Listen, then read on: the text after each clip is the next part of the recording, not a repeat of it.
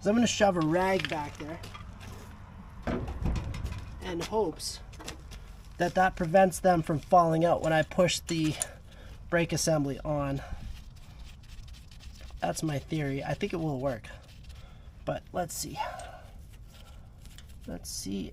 And I've run into an interesting problem that I ran into on the other side of my trailer, where I don't have enough space from the U-bolt to happily push that in the hole. It doesn't want to go in nicely, happily.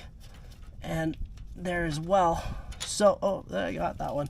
And I might get lucky here. So let's struggle with this a minute. But what a guy can do is very gently tap this with a hammer, because these are fine thread, and that's just enough to get that in that space. So if you're in a situation like I was, maybe try putting just give it a couple little love taps in the hopes that that is going to prevent that from being an issue. So I am trying to shove this as much as I can into the space, and the reason I'm doing this is so that when I push the brake assembly on, it doesn't allow these to push out of the hole, because they're kind of hard to grab a hold of and push the brake on all at the same time. And then obviously once I have it in place, let's see if this is going to work.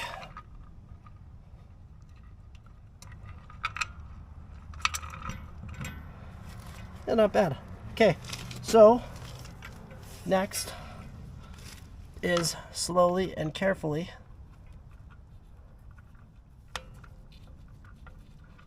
trying to thread on a nut onto the bolt. It's important that you get these threads on properly, because if you cross thread them, it's going to make your job a lot more painful all the way through, from the initial install to later replacement, because this is a common replacement item. I would argue that putting a little bit of extra time into the process of cleaning and making sure that you get your threads on good, that's actually working really well. What I'm doing is I'm actually putting a little bit of pull force on this as it tightens up to the nylon. And these are called lock nuts. There's another style that are called stovers. They're all metal and they have a bit of an oblonged head. I would argue that stovers, anywhere that I can use stovers, I prefer them. These brakes came with this hardware, so I'm using it, and they're good enough. But for like skid steer buckets where they see a massive heat differential from the cold of the temperature that you're working on to the snow that you're pushing, and then the heat that's generated as you grind that ice off of the asphalt, I prefer stovers. They're not as susceptible to vibration and heat change, but this is working quite well. The other thing that you're going to see here is this little dog leg is facing towards the front of my trailer. My trailer is displaced this way, so I'm working on the driver's side, and these are directional. So it's saying left-hand side. I don't know if that's universal. I don't know if that's just how my brakes came, but the telltale sign on both the manual and these self-adjusting is this dog leg is facing towards the front of the trailer. And you can see when I did that, I got a click out of it. So what that's technically supposed to do is, as it wears out the brake drum, or as it finds its feet as far as where it wants to happily be anchored, it starts to self-adjust itself. And I heard somebody say in some of the reading that I did to put grease on the threads. I'm going to take you right up to that thread and show you there is very little thread there. Like, there's not even a 1/4 inch, I would say, of thread there. So I don't know if putting grease there is a good idea. I'm not going to. I feel like the risk of that getting on the actual pads, because you got to think that that drum is sitting over this. If that drips onto the drum because you're in rain or bad weather and it gets onto the brakes, that could be a situation where when you need your brakes on a hard braking application, you may not have them. So I'm not going to do that.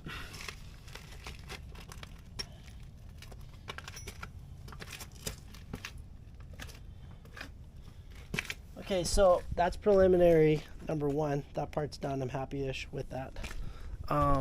Really happy with how that little rag spur of the moment trick worked. So let's get into the next one, and it's just basically a repeat of the previous. I'm going to take you right up to the spindle, over the space. I'm just taking the old, or the new hardware out of its package, and we're gonna get all of these slammed into their respective holes. You can see, I don't know if you can see or not, probably not with my hands in the way, but this one you can see the groove from the stud style bolt that was in there, and I'm not a huge fan of those stud style bolts, if I'm being totally honest. On the other side of my trailer, they just gave me a world of grief. They didn't hold in the holes well, and then they started spinning, and because you don't have this nice beefy part of a typical bolt, there's really nothing to hold on to. So I ended up having to grind it off, or grind right down the middle of the bolt to get the head, or to get the nut off of the bolt rather, to fall off, and that is a real pain in the butt. Particularly, I would have been really annoyed if I didn't have the tools, but over 20 years I've encountered so many different little issues that I've accumulated so many tools that wasn't that big of a deal. But I will say this, I am constantly surprised with the amount of tools I have and how often I still need more. So I don't know if that's a guy thing. I don't know if that's a guy with equipment thing. I know my wife doesn't really like that very much, but that's just how it is. Sorry, I didn't mean to bump the camera there. So I like that rag trick so much, I'm going to rinse and repeat that one more time. Let's go for a walk. Let's go grab the other brake.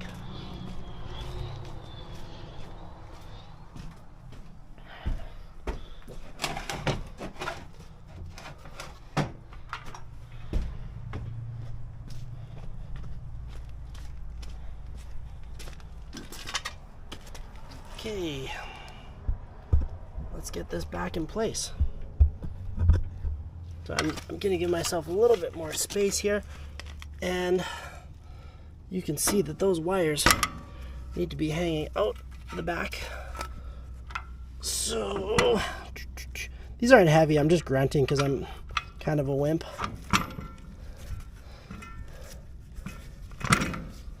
In this moment, don't mind me. And that rag trick is kind of working nice.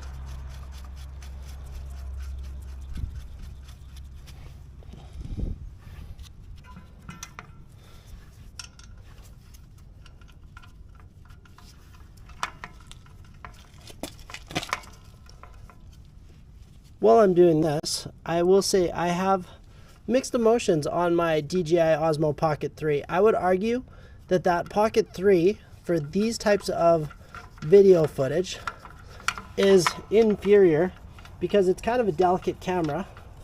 It's a lot more expensive, and it's a lot bigger. It has a much bigger footprint. I mean, it's not by any means big, but it is a lot bulkier than this little camera that allows me to get into this little space here. So I was a GoPro guy for a while, but I didn't follow it up to kind of the current status. I was an original GoPro guy. I bought GoPro 3s, and I still have them to this day, but and with intense of shooting GoPro or YouTube video footage rather in 2013, but I didn't really take it that seriously back then, and I kind of regret that because I feel like over the last 10 years I could have really created a lot of cool footage, not only for myself but for potential viewers. And there's been a lot of jobs that I've been on and projects that I've been involved in that over the years would be pretty cool to have video of, including one of them was the Edmonton International Airport. We were there for quite a few years doing a lot of work from paving to concrete. And when I say we, I was working with a company called Blacktop Paving. They're a local company in my area. Good group of guys that do nice work. Definitely worth a call if that's something that you're looking at potentially having work done in. Anyways, okay, so now we're going to remove the rag. So that's done. We're going to go back and see, did we pinch the wires? It appears the wires are just fine. So the nice thing is, because I have pre-spliced the old wires, check it out for mechanical function. Okay, that works as it should. That's good. Now, the next part of this project is to tighten these all down. And I would argue that the hardest part of the job is over. So that's great. So that has been 2 breaks, by no means a 10-minute job. I'm almost an hour and a half into this project and I still have cleanup after the fact. So it's going to take some time. Be prepared that if you're in a similar environment to me, that this is not going to be immediate, you know, fast.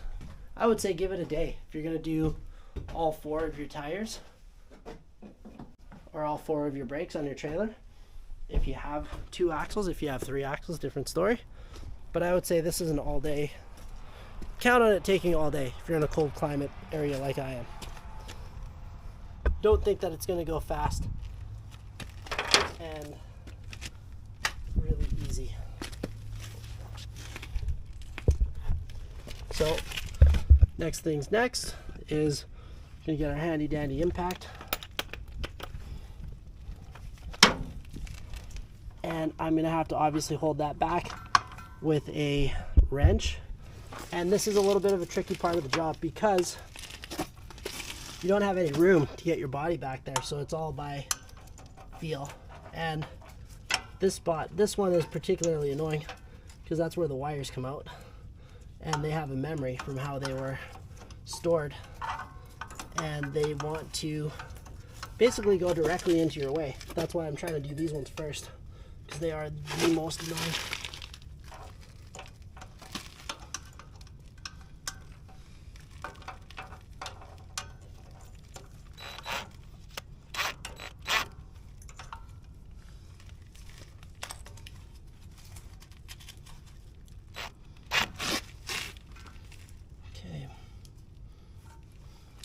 Particularly because the way it's designed is it's going through this and then it's going through a little arm right here, which literally sends that wire directly over this. And they've done that to try to prevent people on the install and after the fact from pinching the wires once they're on the trailer. But it does create a bit of a challenge as far as getting your wrench on there. But I think I got her.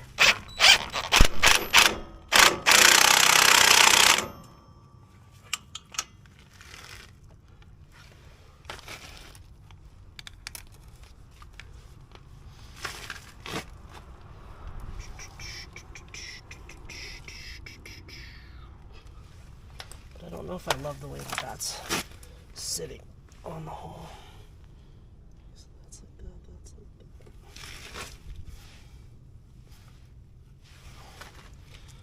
Okay, next.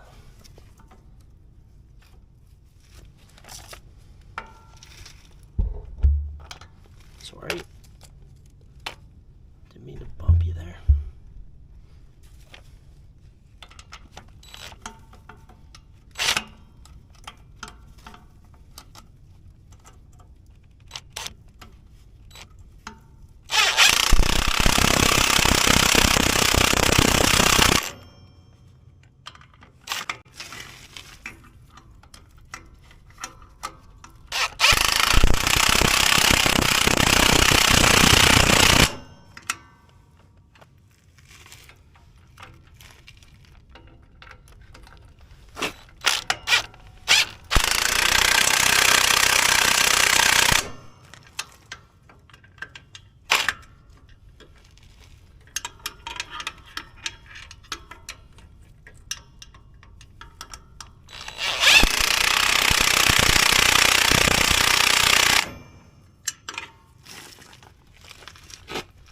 Okay, so that's one brake mounted. We got 2 brakes. Let's go do the other one.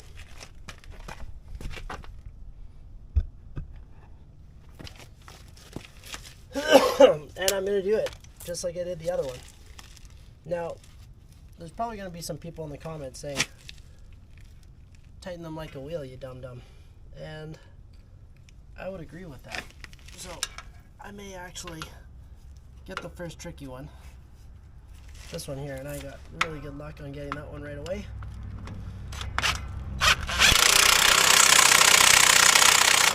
But typically the way you tighten a wheel is you go across, and that gives you a more even tightening. And you really notice it if you tighten down like a blowout preventer on a drilling rig,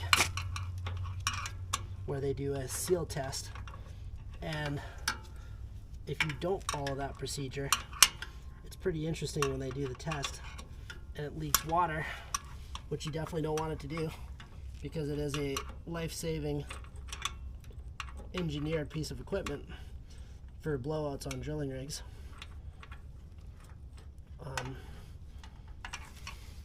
However,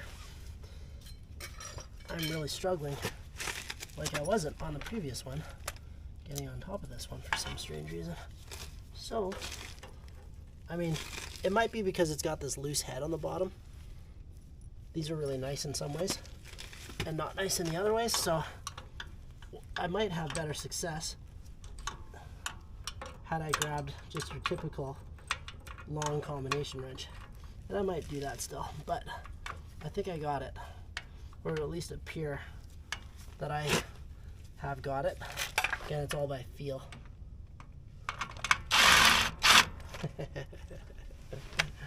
That would be a negatory. So let's go grab a proper 9/16.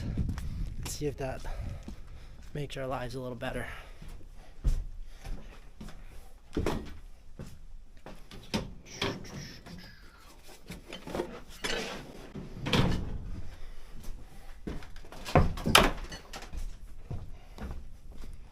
Again, I'm going to clean that sea can out in the next couple days.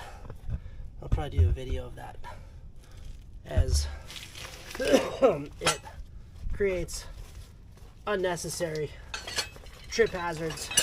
Not to mention, it takes a lot longer to find stuff. It's kind of a hot mess.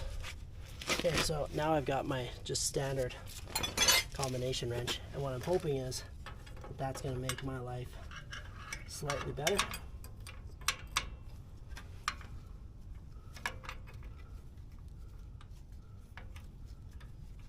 I think I'm on it. Sorry, I've got my arm in your way.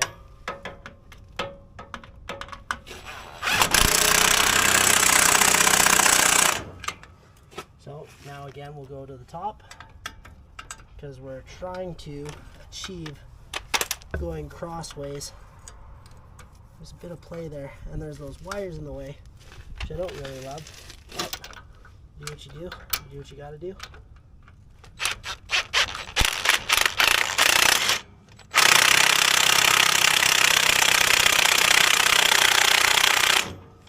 And you can't really see it from the video, but what I was doing there is I was being careful that I wasn't crushing this by slamming that in the hole.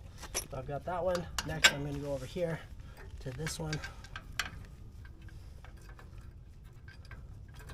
Again, it's all by feel.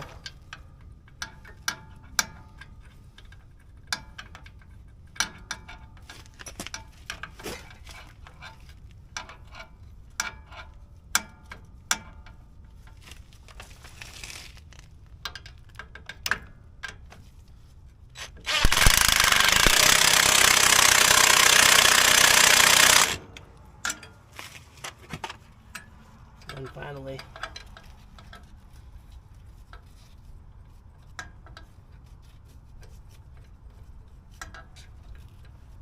not sure what it's up against there, but something.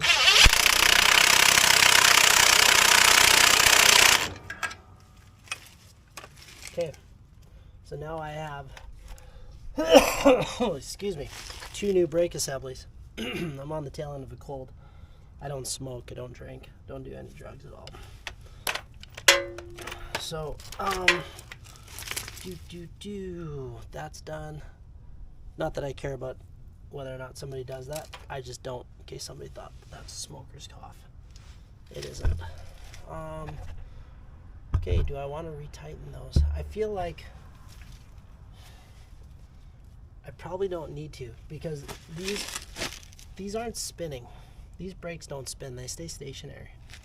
What does spin is this surface, is the bearings. So the next part of the job is obviously getting the drums cleaned up, packing the bearings, getting them reinstalled, and then doing a brake check. But that won't be until after everything is all cleaned up. So the next part of the job is re-cleaning these. So I think I'm just going to take a rag over them, because you already saw me using a lot of brake clean on this component. I'm definitely not going to be using brake clean anymore now that I am assembled with the brakes on the trailer. I don't need to get any chemicals on the brake drums, or on the shoes rather, to create any unnecessary issues. But one thing I am going to do is, yesterday when I was going to put new grease into the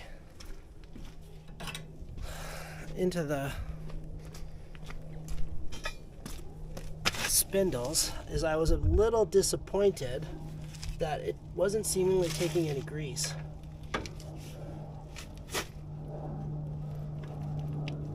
Which is again happening to me now. Okay, so you can see it is coming out of there. That's good. So I'm testing that right now before I go forward with the new grease on both of them, because it could just be, yeah, this one's definitely not taking grease. So I don't like that, obviously.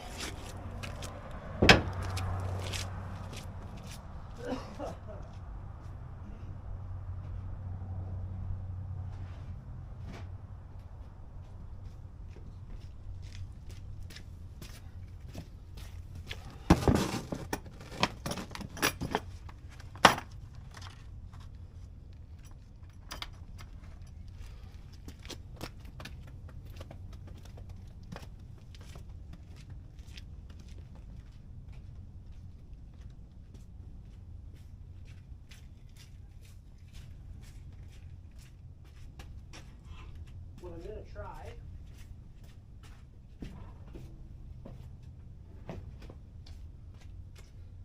is this lock and lube end, and see if that seats better onto the grease circuit itself, allowing grease to actually go where I want it to go. So let's just see. And it does, but I don't want grease getting on to that electromagnet. Thankfully, I think I saved it. So I'm very happy that I did this, which means that I can pull the caps off the other side and I can get grease where I want it to be.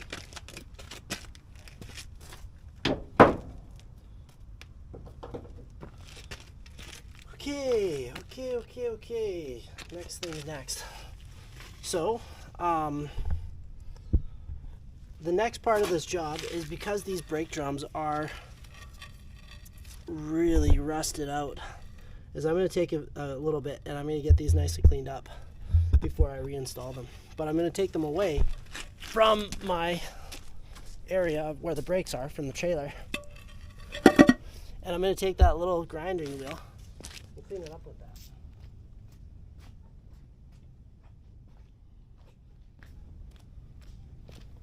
This guy.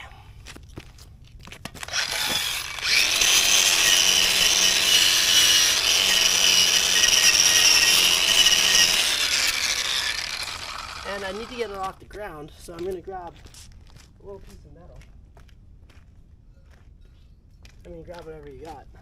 In that case, I have a little piece of metal just sitting here. So that gives me a nice little surface.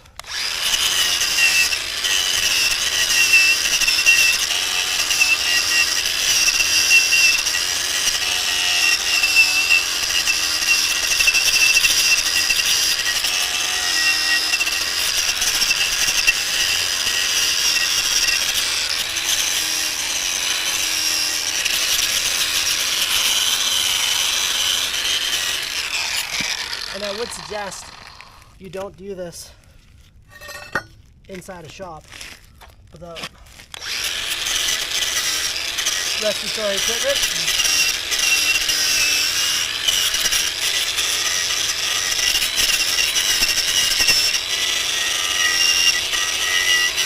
And I would also say another thing you could do if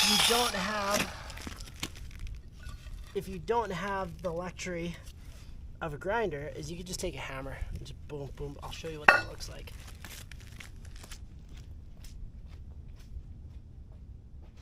Where are you, hammer?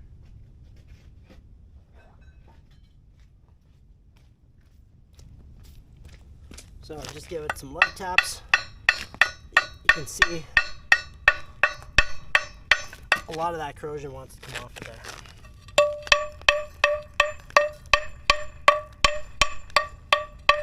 And that's all that is.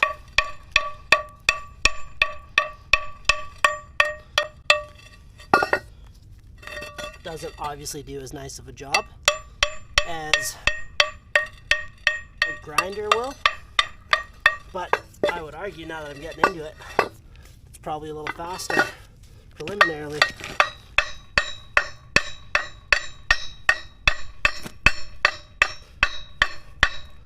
And these aren't aluminum. I wouldn't recommend doing this on aluminum.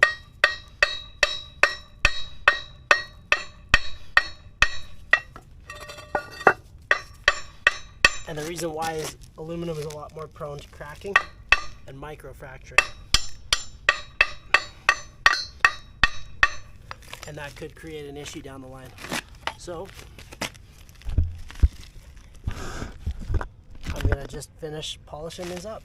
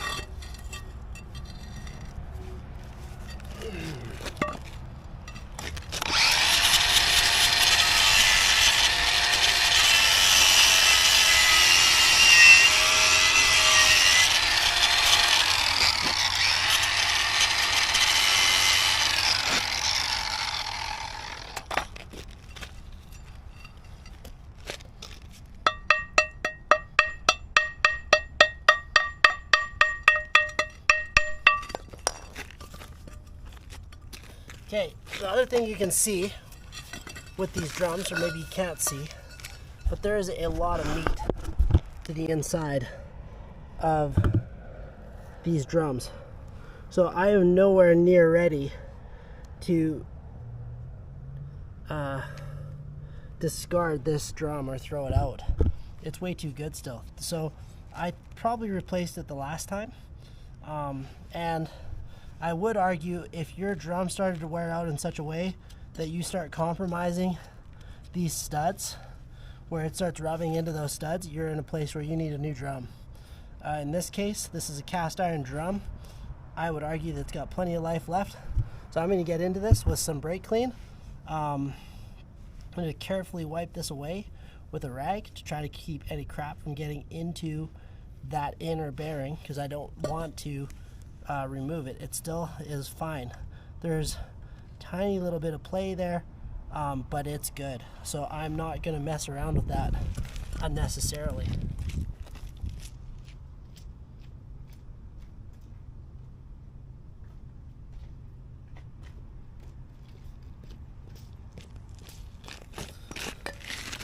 And I apologize, it's a bit of a slow process.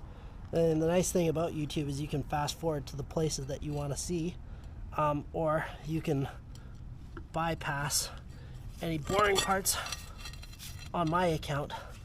But I wanted to give you the full experience of what is involved so that you're not surprised. I mean, I saw some videos about change your brakes in 10 minutes. I mean, the video is very informative. I don't know the guy, and I wish him success, but I feel like that's maybe a bit misleading, a little clickbaity for an actual reflection of what is required. And yeah, you know what? Maybe you do it in 10 minutes if you're a heavy-duty mechanic or you're mechanically inclined, do a lot of brakes. Maybe it is a 10-minute job for you. But I would argue that I'm pretty mechanically inclined, but I have encountered quite a few issues in the process of changing these. Now the next thing I'm going to do is I'm going to come in here with some brake clean, and I'm going to clean out this inner drum really nicely. So I've got my brake clean here. I'm going to go get a clean rag. I'll be right back.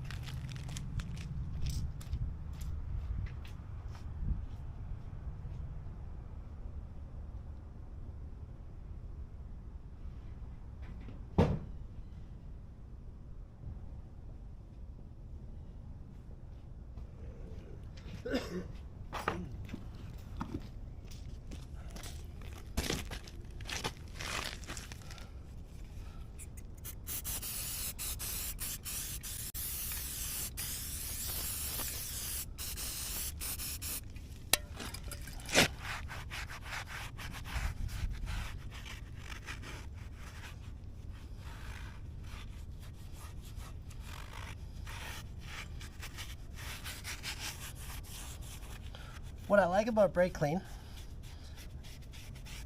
are multiple things. It really quickly evaporates. And I found it's obviously good for brakes, hence the name. It's also really good at removing decals for your equipment, if you're a business owner. It's really good for washing your hands. It's toxic, so I mean, it does a good job. Is it good for you? Debatable. I mean, the argument would be definitely not good for you, but it does a good job of getting really stuck on dirt and grime that is otherwise extremely stubborn off of your hands. But still, the best thing you can do is wear these little nitrile gloves when you're doing jobs like these. And I will, for demonstration purposes, show you how good of a job they actually do at the end of the job. When I take them off, I put all the tools away, cleaned everything up. They just do such a good job. I'm a huge advocate for these gloves, which I have to say I learned from a company called Precision Drilling, which many years ago I was an employee of as a roughneck, and did that off and on for 10 years. So a fairly substantial part of my life. Okay, so I'm going to say that drum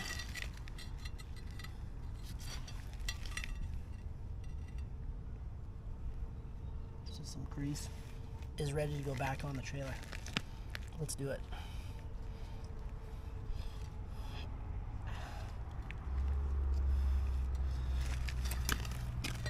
Wow. But before it can go on the trailer, just because it's ready doesn't mean that I have done what's required on that spindle. And what's required on that spindle is a whole bunch of grease.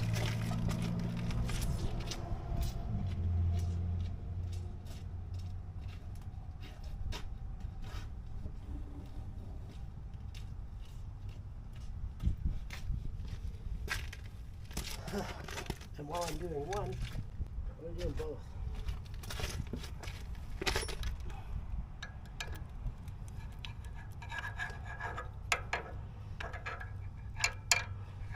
And I'm just going to put it on the top for demonstration purposes. You'll see what I'm going to do next. But for ease of application, very liberally applied to the top of both spindles. I'm just busy doing the other one, which you can't see because I haven't moved you over. But very liberal application of grease. Then what I'm going to do is I'm going to try to wash my hands as best as I can. So there's still some dirt and crap on here. And I just give this a nice even coverage all the way around the spindle, all the way around this component, to make sure that that has lots of grease. And then I'm even going to go further after I'm in the hole. I'm not even, this is half the process. I still have to pack the outer bearing, which I will do by hand, and I will then, after I have packed the outer bearing and put the other drum back on, which I still need to clean, but I'm not going to take you through that process because it's the exact same as the one I just did, is I will then fill this with grease as well. So that's part one of the reinstall process complete, sort of. So I've got all this grease on my hands and I want to get it off of there, but I'm going to install that brake drum that I just cleaned. And obviously I was really careful not to get crap on the inside. You guys will say take the inner bearing out, but because I have done this 2 years ago, and because I can feel that there isn't any play in there, and I've been careful not to get a whole bunch of garbage in there, I'm not concerned of it compromising the trailer. Now, the reason why that is an issue is if you cheat that process, you run a small risk of wearing this spindle out, and if you wear the spindle out, you've got to replace the entire axle, which is obviously involved and expensive. So there's a risk in doing what I'm doing. So I'm not saying that it's best practice. I'm saying it's what I'm going to do for the application.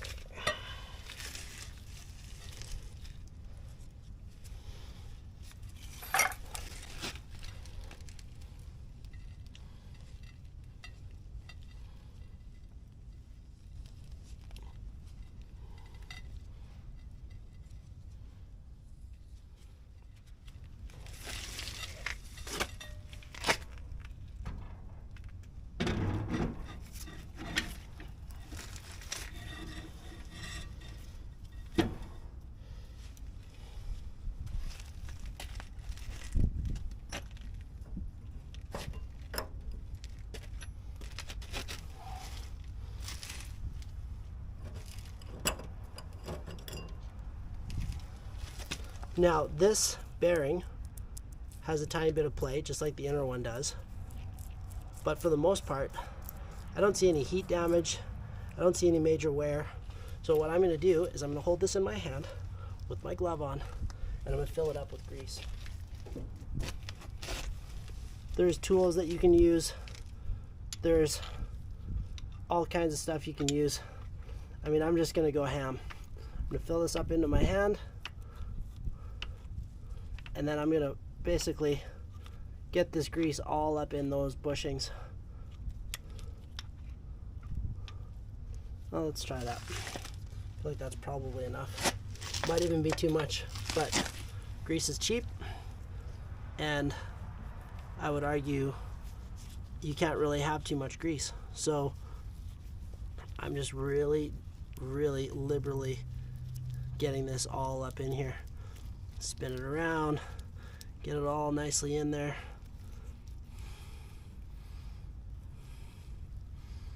And what that's going to do is that's going to protect it from moisture getting in the hole, which moisture is the enemy. And I mean, look at how much damage it has done to my trailer. It's a 2011 trailer, which is by no means new anymore, but it's definitely showing wear of something that would be traditionally considered a lot older than that, in my opinion. Now there's new paints that have zinc inserted, where the zinc takes the salt first and it wears out, and I've done that actually on one of my dump trucks recently, where I had it sandblasted and painted with what's called Endura paint in my local area. That's a really high quality paint for industrial applications, but it's also expensive. That said, in my opinion, it's good value relative to the peace of mind that it gives you. So now I've got the washer back on, I've got the castle nut back on, and I'm tightening it up back on, and I'm not adjusting the camera just because my hands are covered in grease. I don't really want to get that all gross, so I'm just shoving this in here. And again, now the one thing I need to find, so there it is, there's the hole, is it just goes on hand tight. So once you have that the way that drum is secure, now I'm going to test that obviously to make sure that it is in fact tight. Once I get all this grease off my hands as best as possible, bring you a little closer here. There's zero play. There's zero in and out, side to side play there, so that's good. And I would even argue that is spinning in a way that I'm happy with. There's a bit of rubbing there, which is what you want to have. I probably want to tighten that just slightly, but that's the process. And now the last part of this phase, other than putting the cap on, let's go for a little walk. I'm going to grab my little Papco kit. I think it's called Papco. That has all of the cotter pins in it. Another thing I learned from precision drilling is these little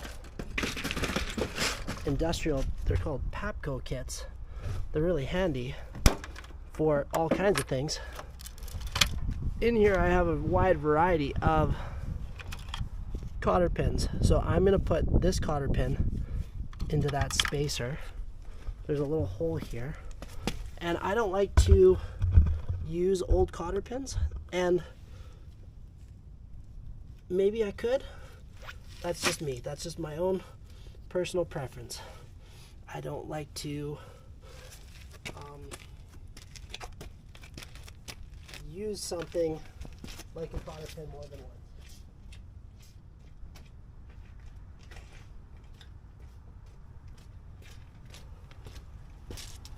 I'm going to carefully hammer this into the hole.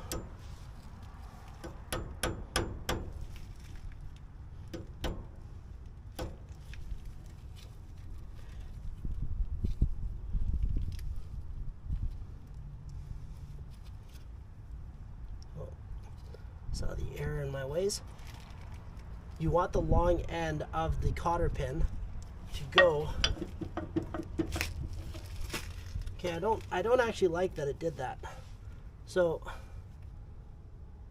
there we go. Happier, much happier with that.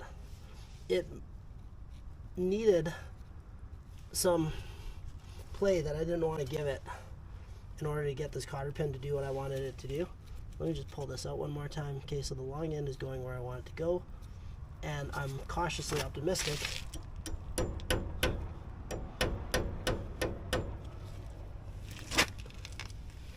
this is interesting. I didn't have this headache with the previous cotter pin, which means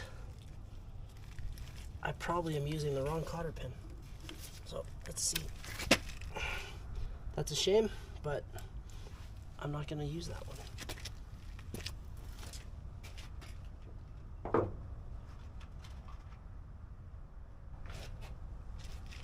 What I'm going to opt for instead is one that's a little beefier, provided it will go in the hole.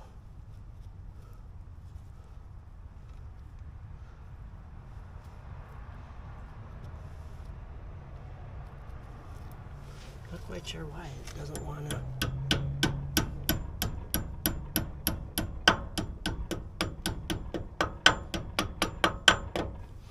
Okay, so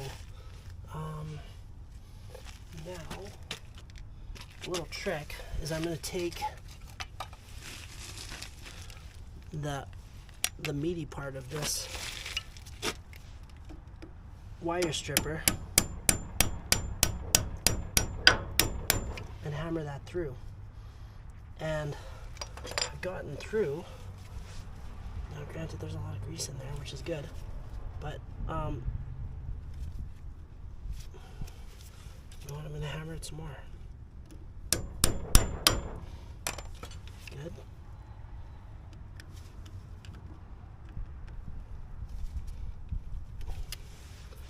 I don't really like that either, if I'm being honest with you. That is too short. You want to have more gap to separate that. So I'm just showing you all the different ways not to do it, and myself for the future. So let's get that out of there. Go get the right product.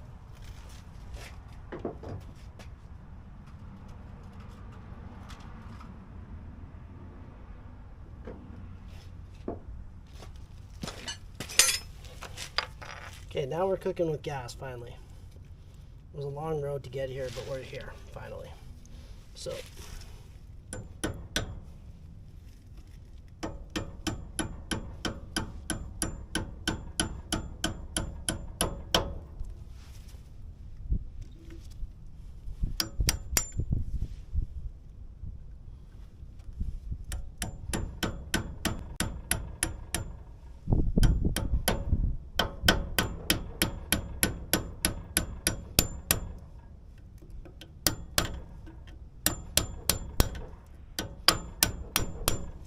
now we're talking.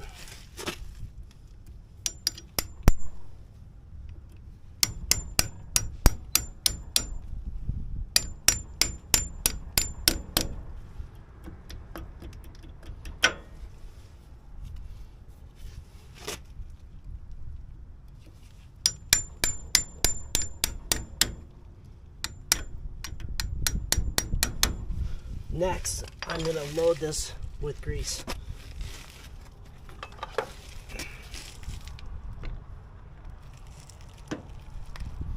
And as I suspected, it doesn't want to take grease, and probably part of the reason for that is twofold. The Zerk isn't getting a good grab, and I probably should, by right, to be rotating that as I'm filling it.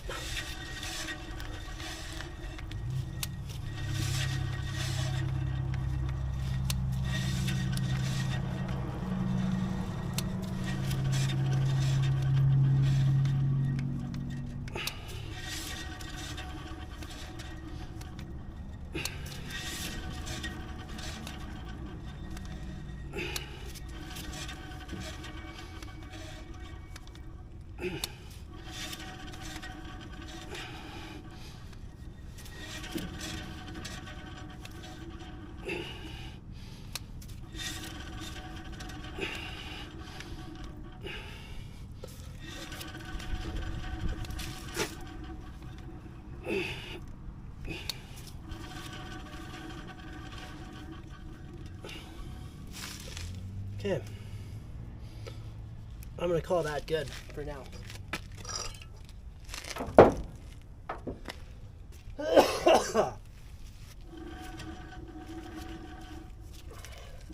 That's tight.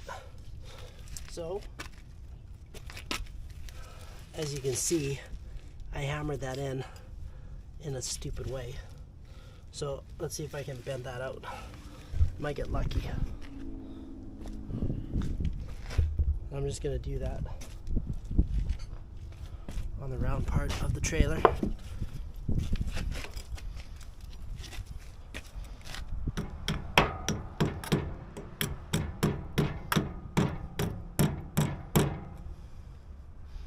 I would argue that is a negatory. So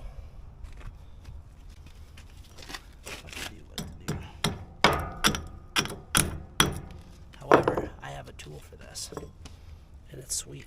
It's an automotive tool that I think will work.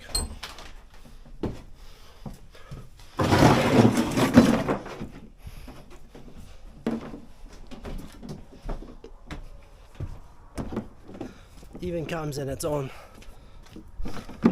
sweet pink case.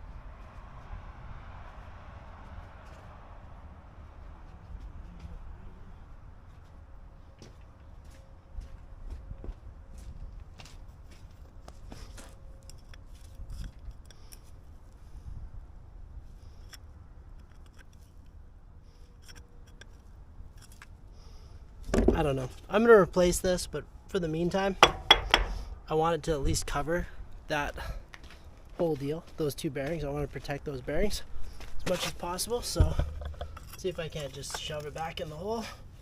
Where did I put my mallet?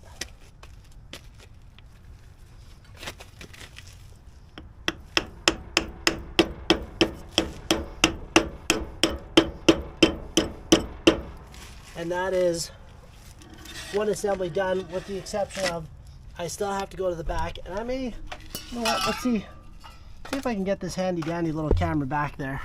So what you can see is, you can see those two wires, you can see they need to get connected, and then they need to get hit with a heat gun to allow a good connection.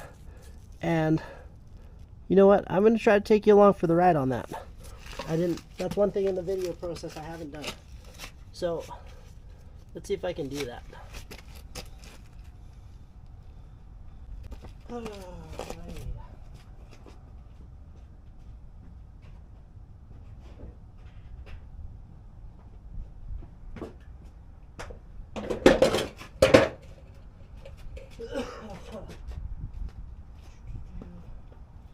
grab another set.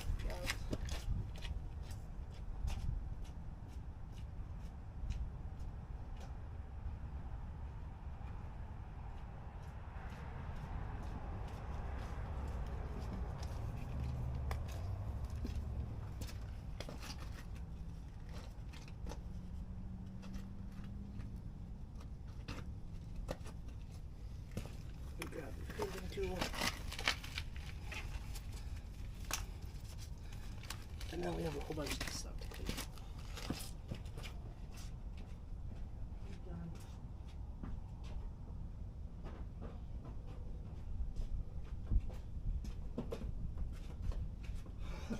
Got the wire strippers. Oh boy.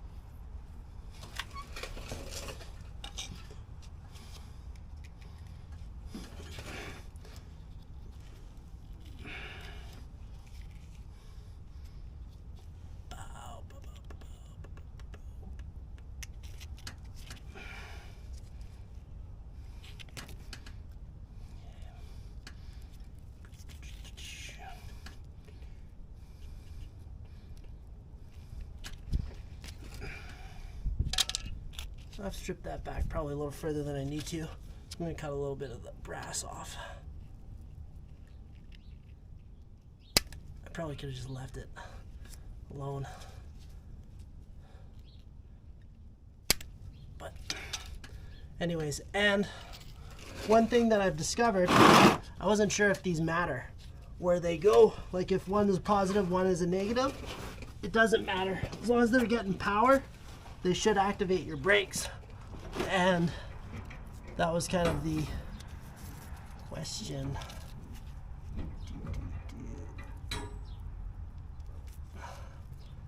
That I was originally wondering when I started this job, why they weren't coated at all.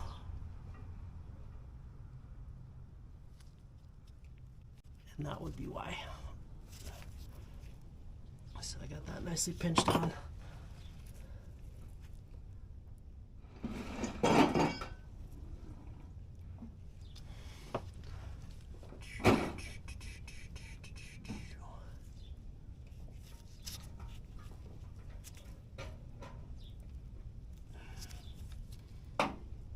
Nicely pinched on. Sweet.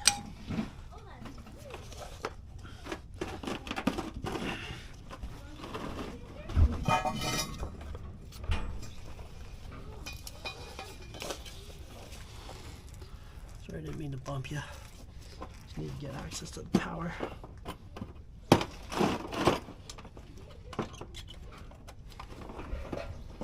Now I've seen guys use little lighters and stuff for this, but again, I am a fan of the heat gun as it's a little bit more controlled heat and you don't risk frying your wires. So these are the heat shrinkable style butt connectors. I really like them.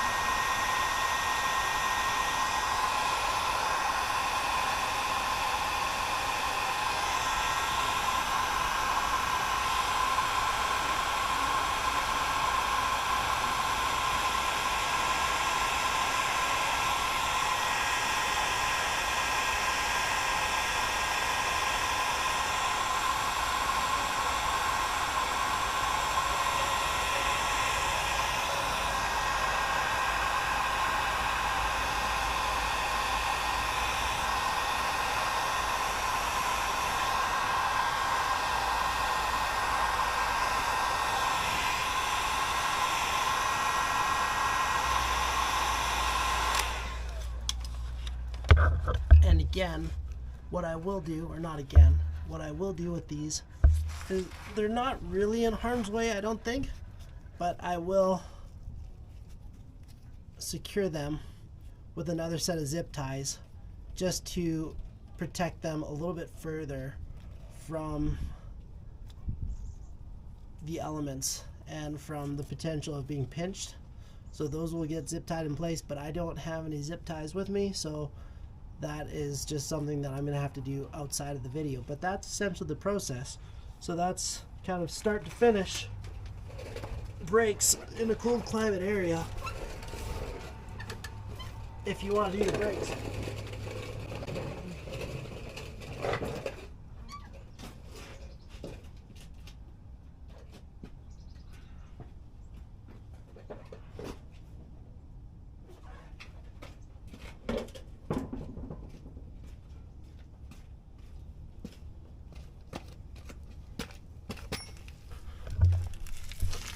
Thank you for watching.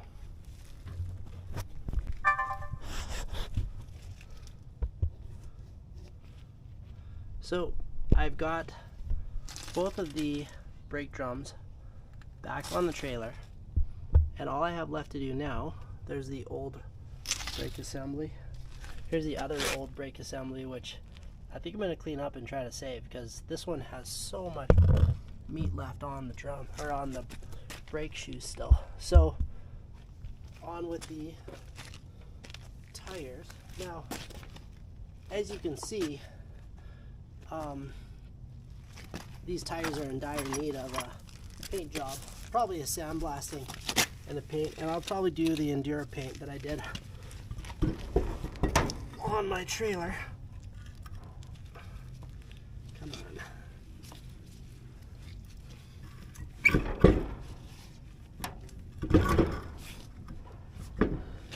Sweet. And I've put a little bit of grease on here.